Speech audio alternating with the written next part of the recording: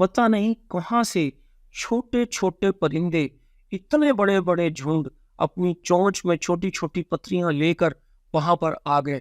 वो परिंदे पता नहीं कहाँ से आ रहे थे, किसी आसमान से कोई दरवाजा खुला था, किसी पहाड़ के अंदर से निकले थे, मालूम नहीं कि क्या हुआ था। लेकिन अल्लाह सुब्हानहू व तआला ने वो छोटे छोटे परिंदे और बड़े बड़े झुंड जो है वो अबरहा की फौज के ऊपर जो है मुसल्लत कर दिए।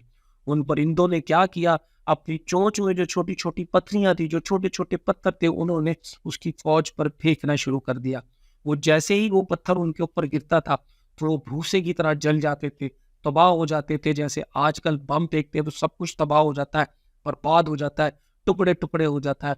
इसी तरीके से वो फौज पर वो परिंदे अपनी चोंच में फंसी ककड़ियां फेंकते थे और वो सारी की सारी फौज तबाह हो बर्बाद हो गई। सिर्फ चंद लोग बचे। और जो अबरहा था उसके बारे में रवायात में ये आता है कि वो जैसे ही उसने देखा कि ये छोटे छोटे परिंदे और पता नहीं कहाँ से आए हैं इतने बड़े बड़े झुंड, वो पत्थर फेंक जहाँ जहाँ पत्थर फेंक रहे हैं वहां पे सब कुछ तबाह बर्बाद होता जा रहा है, तो उसने भागना शुरू किया। लेकिन उसका भागना भी उसके कुछ काम ना आया। उसके साथ ऐसा हुआ कि वो भागता जाता था, उसका हाथ पैर अलग अलग चीजें टुकड़े टुकड़े होके गिरती चली जाती थी।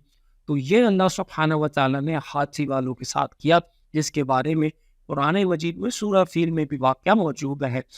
तो प्यारे बच्चों, ये वो वाक़या था जो बड़ा इम्पोर्टेंट था, जो हजूर सल्लल्लाहु अलैहि वसल्लम की पैदाइश से कुछ अरसा पहले का था। और हजूर सल्लल्लाहु अलैहि वसल्लम इस वाक़े के दौरान मक्का में मौजूद थे अपनी वालदा के पेट में। तो अंदाज़ा कीजिए कि अल्लाह सुब्हानहू व तआला ने ना सिर्फ अपने नबी सल्लल्लाहु अलैहि वसल्लम की हिफाजत की, बल्कि अपने घर की भी हिफाजत की और रहती दुनिया तक ये बात कायम कर दी कि काबा को कोई नुकसान नहीं हो सकता।